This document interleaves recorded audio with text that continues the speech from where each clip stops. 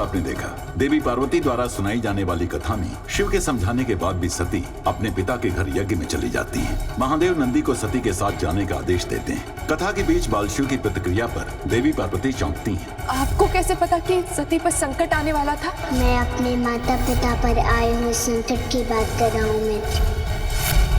पर शीघ्र विष्णु के बाल रूप नारायण उनकी रक्षा करते हैं। बाल शिव माता पिता पर आए संकट के दूर होने का संदेश देवी पार्वती को देते हैं। मित्र, मेरे माता पिता पर आया हुआ संकट पूरी तरह से टल गया है। और उनसे आगे की कथा पुनः सुनाने का निवेदन करते हैं। क्यों विचलित थे शिव सती के निर्णय से? क्या होने वाला था प्रजापति दक्ष के यज्ञ में सती के साथ? देखते हैं आगे।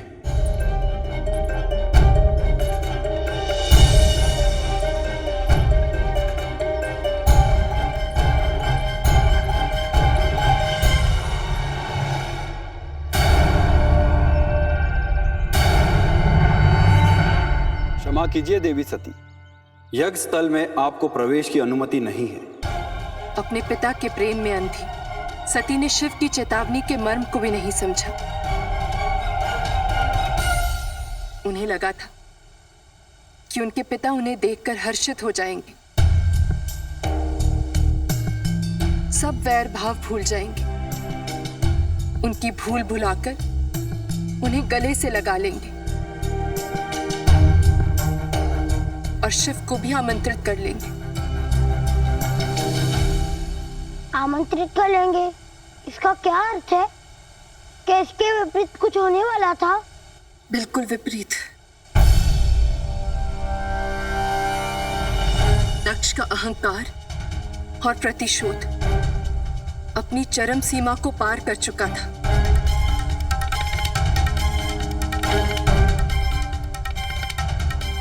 शिव का अपमान करना उनका एकमात्र लक्ष्य था।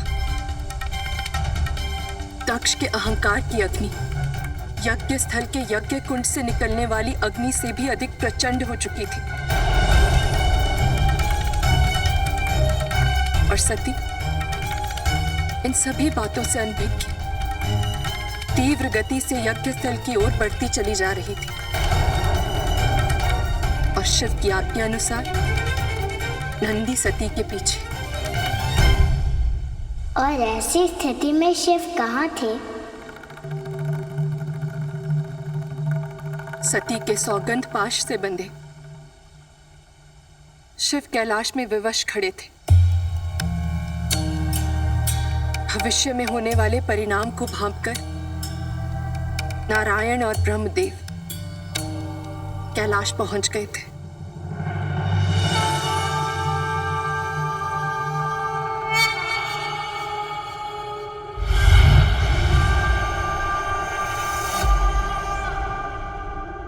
हमारा प्रणाम स्वीकार करें महादेव।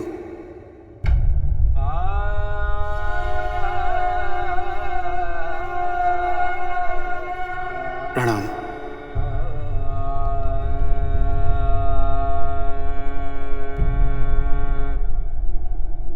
आज वही हुआ नारायण जिसका मुझे भय था। अब दोनों ने कहा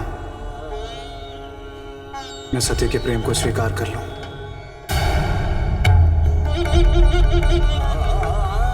उस आदि शक्ति स्वरूपा सती से विवाह कर लूं। सृष्टि के सृजन और संतुलन में योगदान दूं। मैंने झिझक और अनिच्छा के बाद भी सती के प्रेम को स्वीकार कर लिया।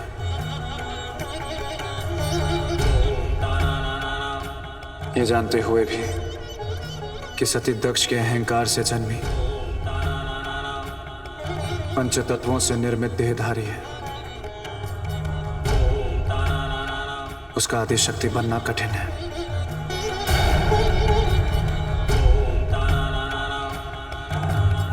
और ये जानते हुए भी कि मिलने बिछड़ने की इस प्रक्रिया की पुनरावृत्ति होगी।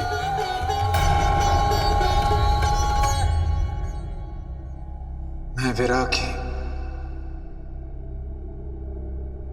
उस असहनीय वियोग से बचना चाहता था, इसीलिए दूर था सती से। स्वीकार नहीं किया उसके प्रेम को, दमन किया अपने प्रेम का।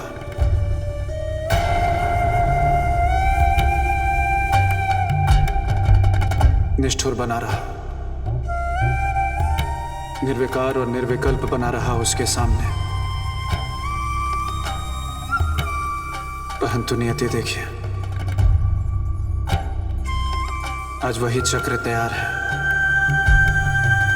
पुनः अपनी पुनरावृत्ति करने के लिए। महादेव, हमें आपकी पीड़ा की अनुभूति है और घटित होने वाली उस अनहोनी का आभास भी। उन्हीं के निवारण हेतु हम आपके पास आए हैं महादेव, ताकि अनहोनी घटित होने के पूर्व ही समाप्त हो जाए। रुकना तो सती को था ब्रह्मदेव,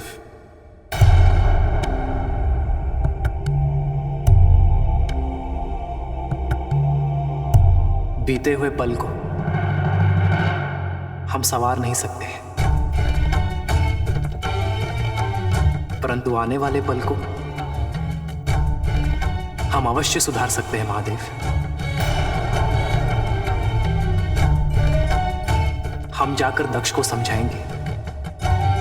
दक्ष को समझाने से क्या होगा नारायण? समझना तो सती को चाहिए था।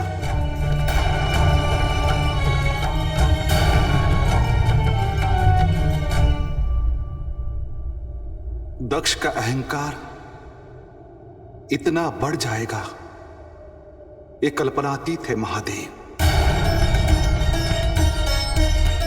कि दक्ष अपने ही जमाता को निमंत्रण देना भूल जाएगा। यज्ञ की रक्षा का वचन भी उसने मुझसे ले लिया है। मुझे आशंका है महादेव, दक्ष के अहंकार का सती के स्वाभिमान से टकराव अवश्य होगा।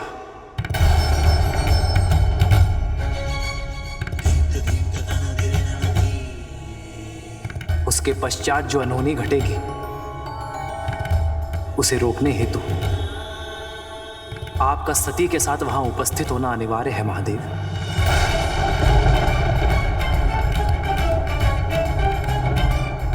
मैं अपने पुत्र दक्ष से आपका आह्वान एवं आपको आमंत्रित करने हेतु कहूंगा, और आग्रह है कि उसके आह्वान पर अपमान होने की इस भूल को क्षमा कर आप यज्ञ में सम्मिलित हो जाइएगा।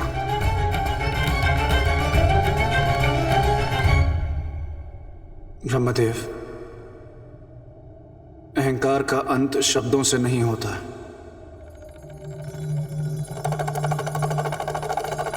उसका शमन करना पड़ता है, निर्ममता से उसका दमन करना पड़ता है। और यदि सत्य कहूं ब्रह्मदेव, मेरे लिए अपमान और सम्मान दोनों समान हैं।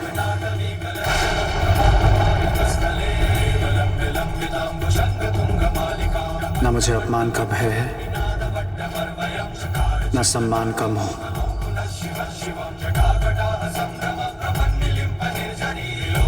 परंतु हाँ, यदि सती का अपमान हुआ तो वो मेरे लिए असहनीय होगा।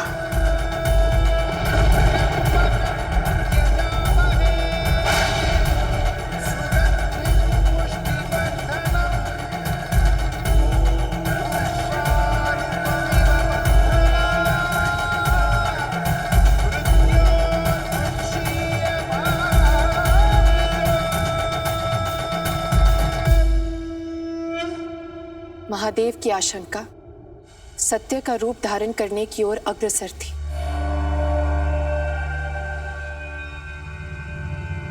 वो समय आ चुका था जब सती के साथ अनहोनी होने वाली थी।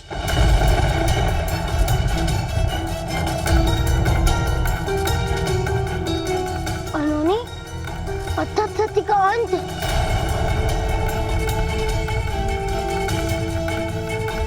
अंत था या आरंभ, भविष्य के गर्भ में था। ये अंत ही था।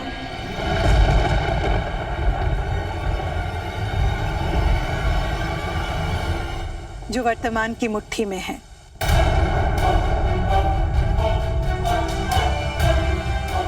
माँ,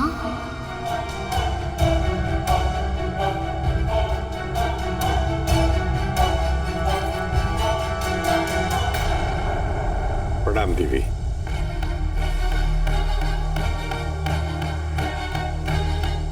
माँ आप आ गए? अब तुझे चलना होगा हमारे साथ।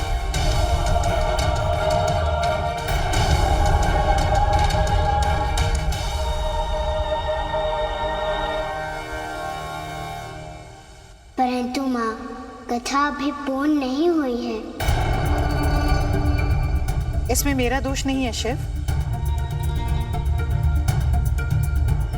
कथा से अधिक महत्वपूर्ण मेरे लिए तेरी शिक्षा है, और तेरी शिक्षा अधूरी रह जाए ये मुझे स्वीकार नहीं। परंतु माँ। शिव, तू बहुत तर्क करने लगा है। जा अपने भ्राताओं के साथ घर जा।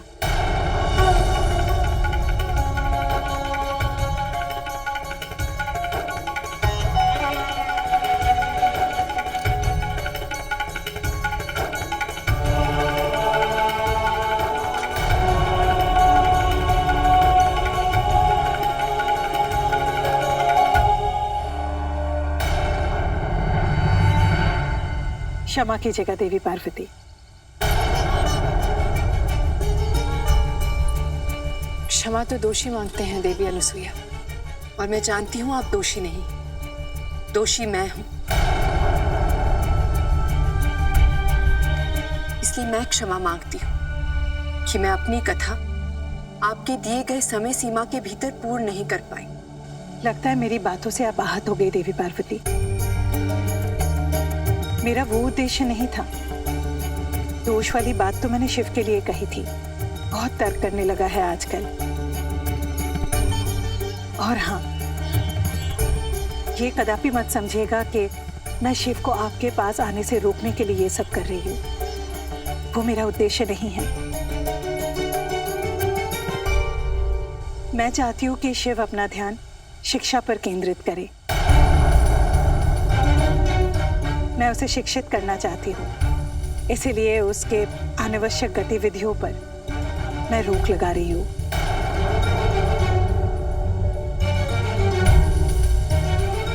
जो स्वयं ज्ञान का सागर है, उन्हें ज्ञान का घूंट। निस्संदेह शिव समस्त ज्ञान के स्रोत है, परंतु मैंने अपने पुत्र के लिए शिक्षा का एक नया मार्ग ढूंढा है,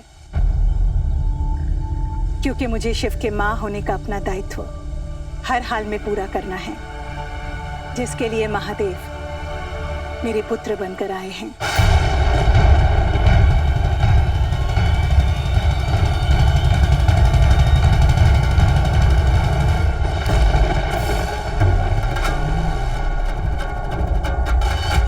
और आप तो जानते ही हैं, मां संतान के लिए प्रथम गुरु और पाठशाला होती है।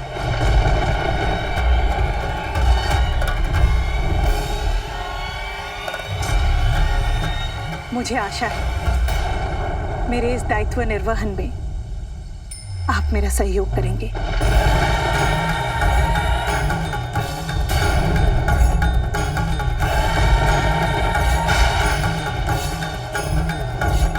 कहीं माता इनकी बातों से रुद्र रूप में ना आ जाए। यदि ऐसा हुआ तो भारी अनर्थ हो जाएगा यहाँ। क्रोध गुरु बना देता है देवी। बुद्धि, विवेक, रूप सबको मत किया कीजिए क्रोध देवी।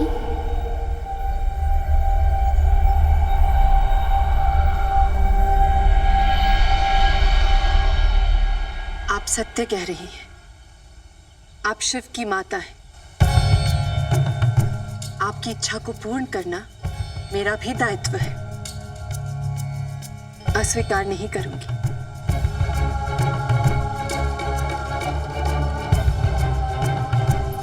परंतु आप एक बात भूल रही हैं देवी अनुसूया। जो शिव समाधि में भी मेरी कथा सुन रहे थे, उन्हें आप मेरी कथा से वंचित नहीं कर पाएंगी।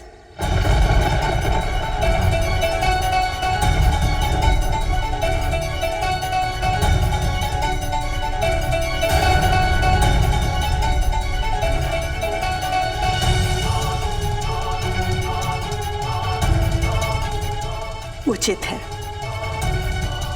शिव को आप अपनी कथा सुनाने का प्रयास अवश्य करें। परंतु मैं आपको वचन देती हूं, कल से शिव को आपकी कथा सुनने का समय नहीं मिलेगा।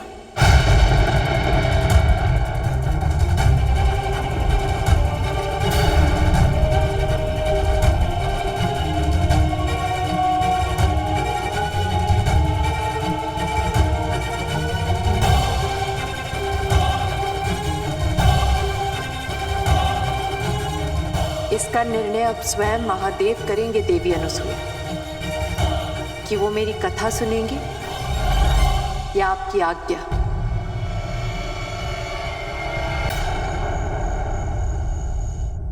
क्या प्रज्वलित अग्नि को पुनः प्रज्वलित किया जा सकता है? ये प्रश्न क्यों ऋषिवर? इसका अर्थ? कुछ नहीं देवी, बस बालक बने त्रिदेवों को आपके द्वारा प्रशिक्षित किया जाना, उन्हें ज्ञान प्रदान करने के आपके गहन प्रयासों के बारे में सोच रहा था।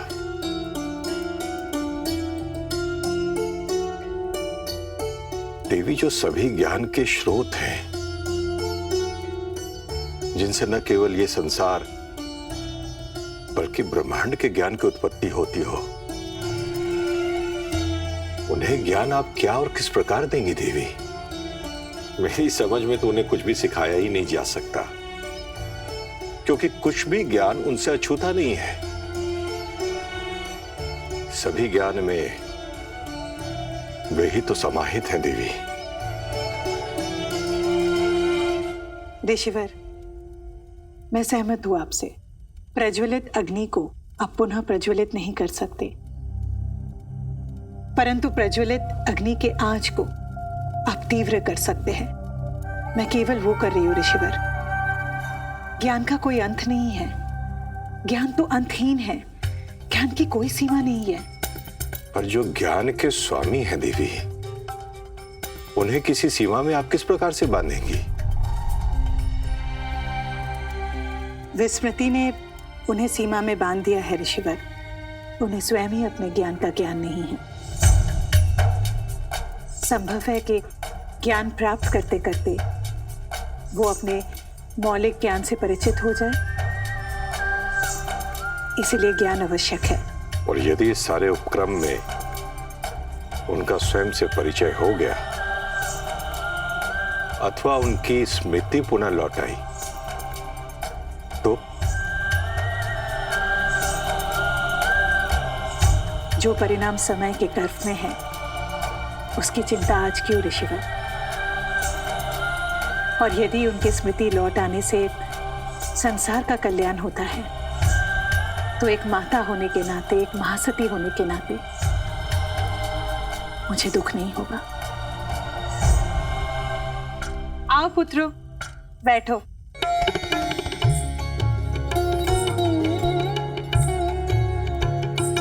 अच्छा, तुम सबको क्या चाहिए, हलवा या खीर?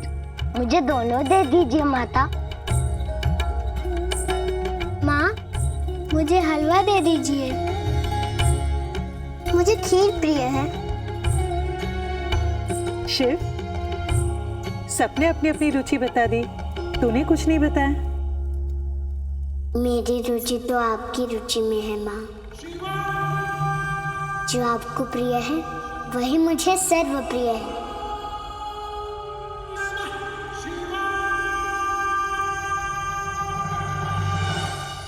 परंतु माँ, आज आप सबकी रुचि के अनुसार भोजन क्यों परोस रही हैं?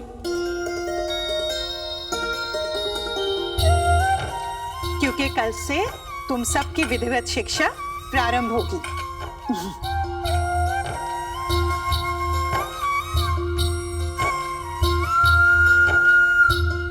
और शिक्षा भी रुचि अनुसार होगी। शिक्षा रुचि के अनुसार कैसे प्राप्त की जा सकती है माँ?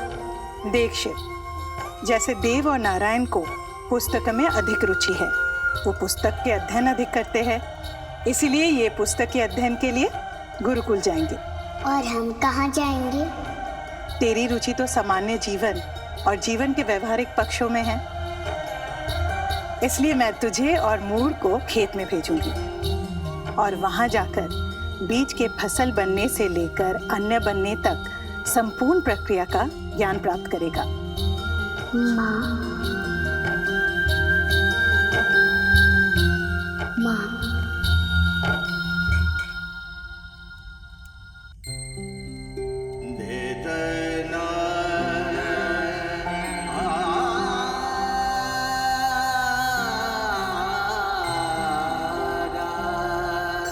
आपके घर भोजन ना करने के लिए क्षमा चाहता हूँ मित्र।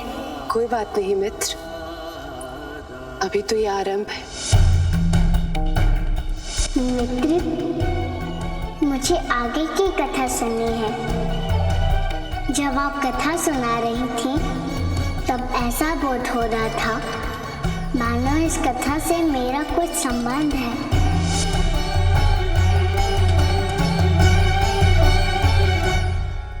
जो शिव समाधि में भी मेरी कथा सुन रहे थे, उन्हें आप मेरी कथा से वंचित नहीं कर पाएंगे। जो अपनी माँ को खिलाए बिना खाता नहीं है, वो मुझे छोड़कर कहीं नहीं जा सकता। अपनी स्मृति लौट आने के बाद भी